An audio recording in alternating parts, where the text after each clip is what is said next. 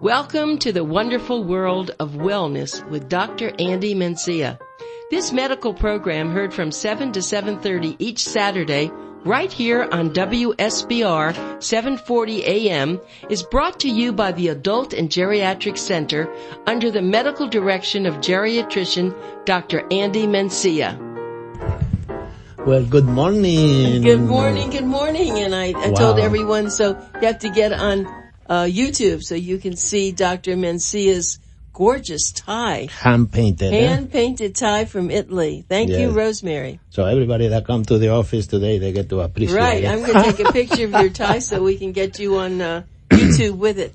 So you've been having some exciting things happen. You went to the ballet, and what happened there? Well, the Russian ballet, I've been very involved with them coming here every winter.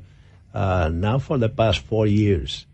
And in a few occasions when one of them need medical care and they are in Florida, they will come to my office and they get attended to. Because we have Russian speaking people at the office. So one of the dancers, when I went to see the ballet at Coral Spring, I was so impressed. I said, oh my God, that's my patient. And I know who you're talking about because I went to see it too. I think that was the best. They got the biggest applause. The biggest standing ovation and everything. They really did great. And he was having some numbness on the side of his leg. And he thought that he had some problem on the leg. I said, no, it's your lower back. And I didn't know he was, just lower back and it's in his leg. Right. Because what happened when you have a pinched nerve, the sensation, it can be pain or lack of sensation in the area.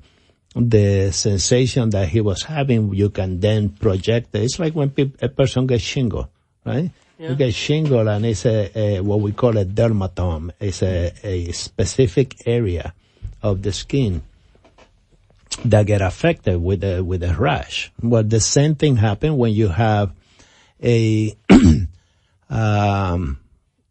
pinched nerve. Either the lack of sensation or the increased pain. Some people say they feel like ants are crawling on a very specific area of the skin. I am trying to talk while Anita is taking my picture of my beautiful tie. Your beautiful smile. So, that was his case. So I put a patch on his back.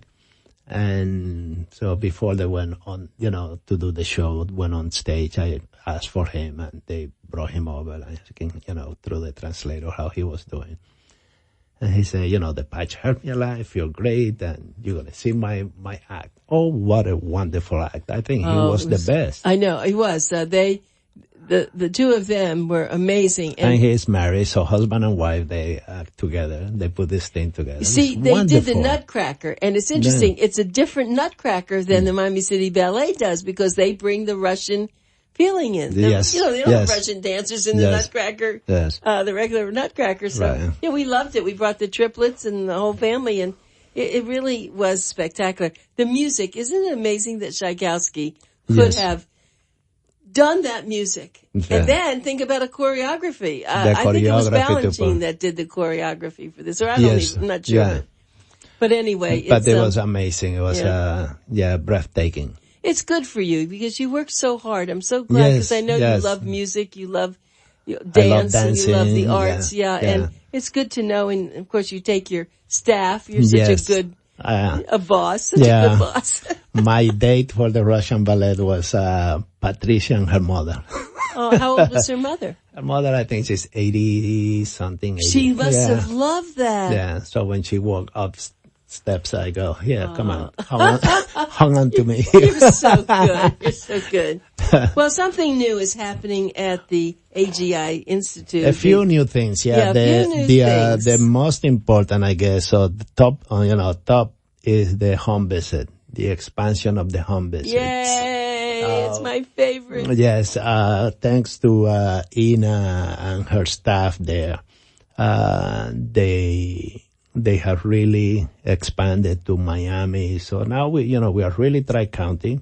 So we have people covering from South Miami all the way up to West Palm Beach.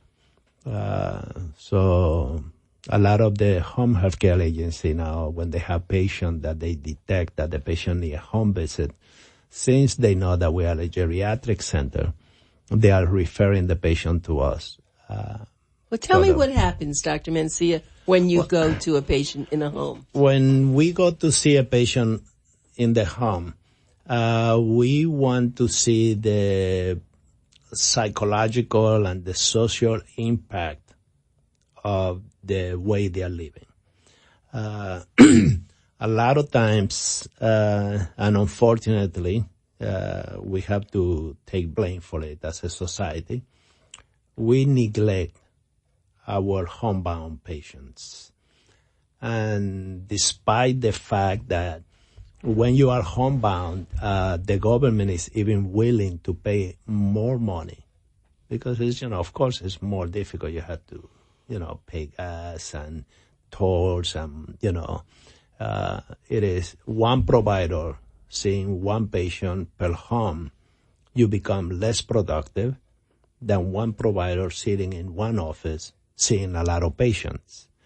So a lot of providers don't want to do home visits because it's counterproductive for them. But I think it's a social need. It's a necessity. Yes. We have to have it done somehow. Yes. So, I keep looking for the way to make it productive for the providers that are doing the service, and I'm always praising them for, a job well done. And, giving them most of the benefit of the income from the insurance to the provider so that they are happy of doing it. Because when you, exploit the provider, of course, they are not going to continue to do this. They're going to go elsewhere. So I'm looking for ways to provide people that are homebound with the best service possible. And so we have a group of nurse practitioners now working with us part-time, and they cover basically the area close to where they live.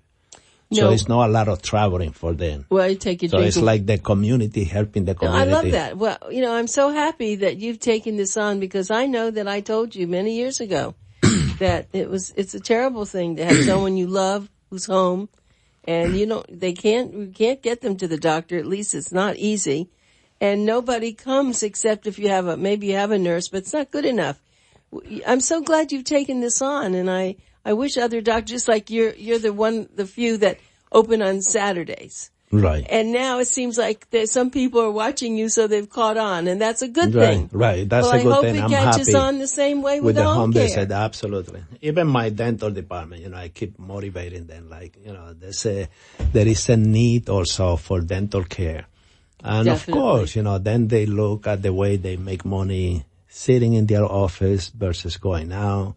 There is a social need. So I'm trying to show them how I'm doing it in medicine and making it productive to see maybe we can do something like that in dentistry and make it also part of the services.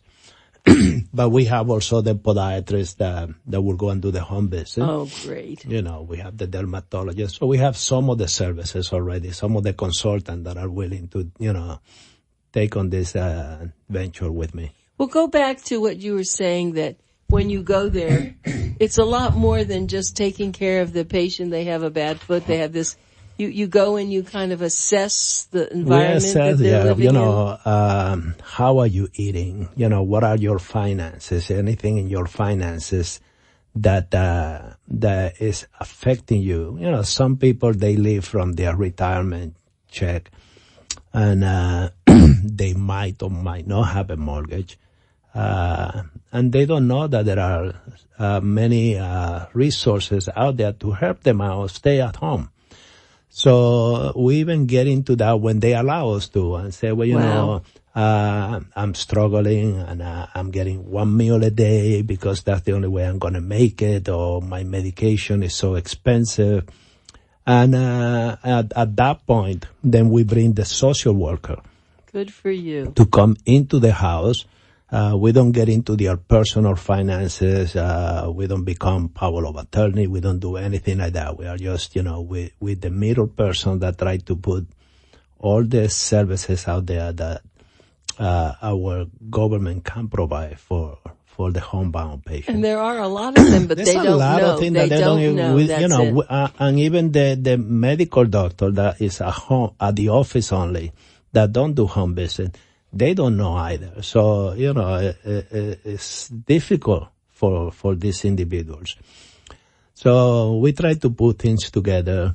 Senior Helping Senior is a great company. Companion services. The companion services that they have. So food stamp, all kind of stuff that are available for these individuals so that they don't have to use their resources after you have retired and are now homebound. I'm wondering, you just mentioned seniors helping seniors. I wonder if they also take on, if they see people that need things, even though they're companions, that they know to go to social services to help. I've never asked Jim that. Well, that's a good question to ask. Yeah, we'll have Jim, to find that, because you're absolutely right. There are so many services, and just picture this. An older person, they may be 80, 90 years old. They're at home. They don't even have a family member. And they just live from minute to minute, really. Yeah. And they need, and then your office comes in, and all of a sudden they have some hope, and they got someone that cares about them. I mean, it is, I know we all talk about we have to make money, but one of the things that so much humanity there. People don't like to talk about, but I tell you this case, one is elderly abuse and neglect. People don't want to talk about it. It's like homosexuality, when people thought it was, a bad thing, or, there are certain things people don't want to talk about. So elderly abuse and neglect, dying, they don't want to talk about. And there was one case that really went over my head. I didn't see it coming whatsoever. We went there. It was a guy almost mid-90. Now he's close to 100. And he has a son who is an alcoholic and has some mental retardation. And the son, they both became my patient. The son would come to the office and he looked like a bump, and sometimes you want to say like, oh, should I call the insurance company, or should I call this to get you the medication? And we would go and get him food, because he looked like like a bump, like he should be a homeless almost. And we talked to him about the alcohol and put him on vitamin to help him, and get some program. And he was always reluctant to get any kind of help.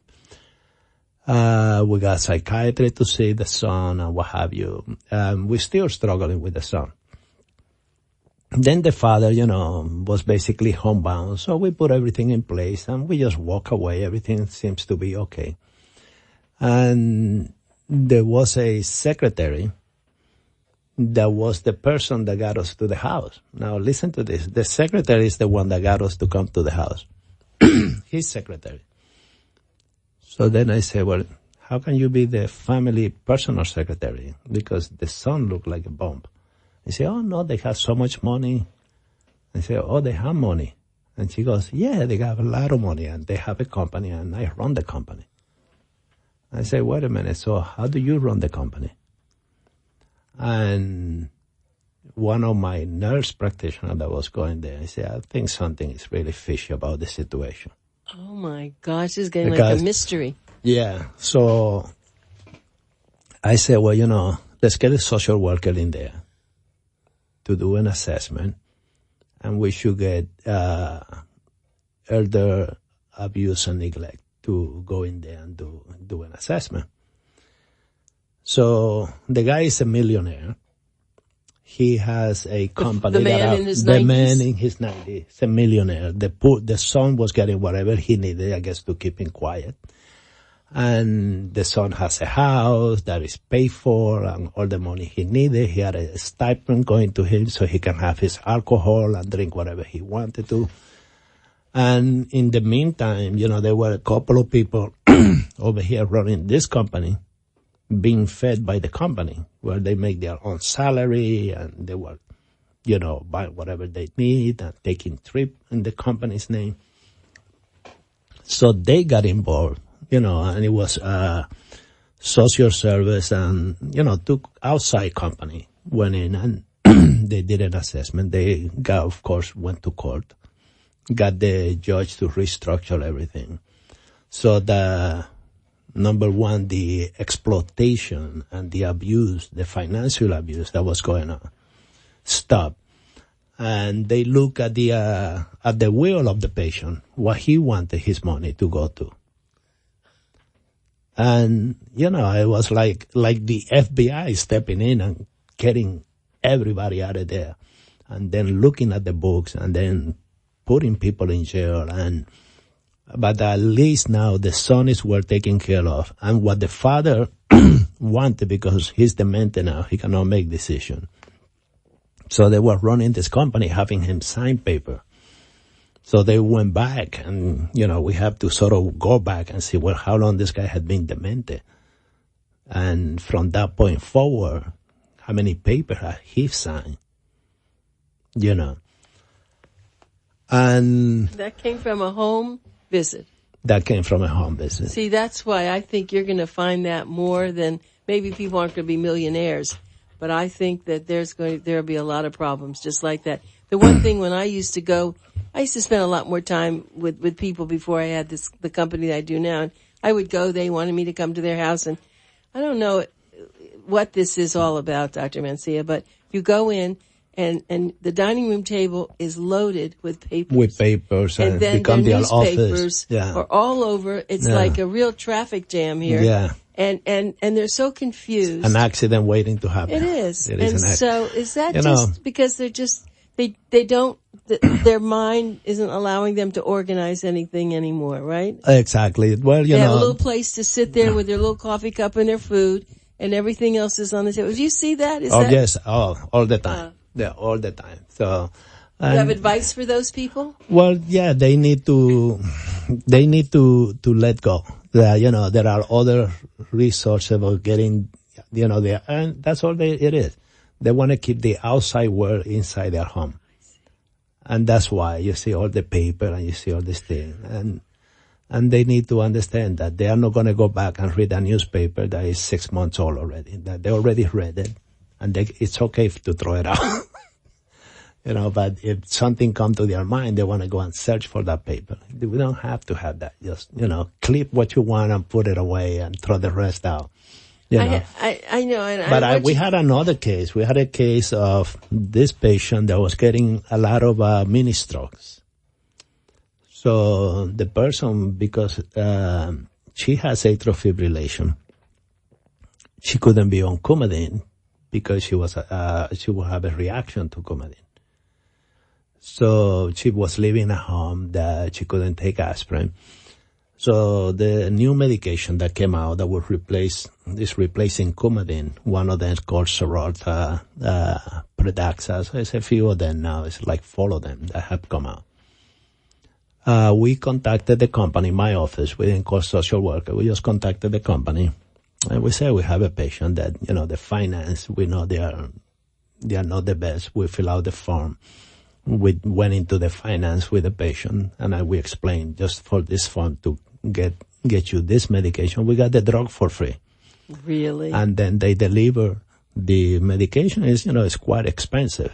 They deliver the medication, the blood thinner, to her home for free. The company is paying 100% the medication for this patient.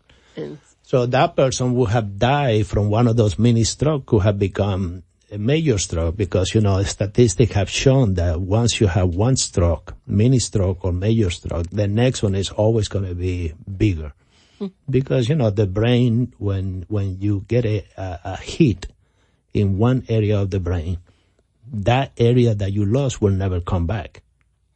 So you have the hole there, you have the insufficiency. So the next hit, if it's on the vicinity of that hit, it's just like throwing bombs into a country. You know, you throw the bomb and that's gone, and the next one. So the brain is like that. So we say that usually after one stroke, the next one is usually going to be a major one. Well, you have to stop for a minute because I have not, that's Dr. Andy Mencia. He is the founder of the AGI Medical and Dental Centers, Fort Lauderdale, Boynton Beach. We've been talking about home visit services available, and anyone listening to this show, if it isn't for you, but you have friends, people down the street, you ought to really let them know about this wonderful, wonderful organization that just cares so much for people. And so I'll give you a phone number for Fort Lauderdale. It's 954-489-1345, 954-489-1345. If you call them, they'll help you. If you live in the Boynton Beach area, you can talk to them at 561-270-6494, 270-6494. We're really talking about home visits this morning because I just think it's one of the most important parts of medicine that, as Dr. Mencia said, is neglect of homebound patients. Yes, and they need a lot of services, and it's a lot of abuse out there, with those patients, and for those people that are homebound that do listen to our program, because I know you've been doing this for 25 years plus, right, so a long time. I have a lot of people that were they were once part of the community. Now they are just part of the boundary of their home or their apartment or their little condominium.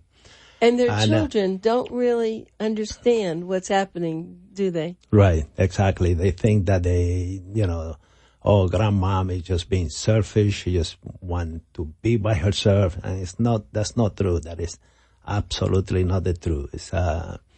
It's the pride that you feel when you are able to get in a car and go to a supermarket and get what you need, and now you depend on somebody else to do it. It's frustrating and it's painful to the individual. And people need to understand that it's not that they are being selfish. It's not that they are isolating themselves. It's just part of living. We have to accept it and help as much as we can. And I say that all these people living in condominiums, every door to one of the other apartments, there's somebody in there that maybe they can help or that will help you. And people become so isolated, as you said, that, you could make a pot of soup and just bring some soup to someone. I mean, it's such a wonderful feeling for someone to do that. Absolutely. When I go to Germany and I go, and it's interesting how you step out of the house and people around the block, they know, the doctor is here from the United States. And they will come over and they say hi, they'll cook something, they'll bring it over, and they invite you over. So everybody get to know everybody over one block distance. And here we have problems getting to know their next door neighbor. Why is that? What has happened here? Well, you know what? We only have a minute left. Maybe we have to save that for next time. Think about it. Because you are so right. And it's not a good thing, and I don't know if it's our society, but Dr. Mencia, the one thing I think is important when people come to your office, I know that they do have an opportunity to talk about this, and if they're having a problem, that they can say this, and then you give good advice. So we'll come back right after the news here, and we'll have a lot more of Dr. Mencia, which is great. Yay! Thanks for listening to The Wonderful World of Wellness with Dr. Andy Mencia. Be sure to tune in each Saturday morning from 7 to 7:30 right here on WSBR 740 AM.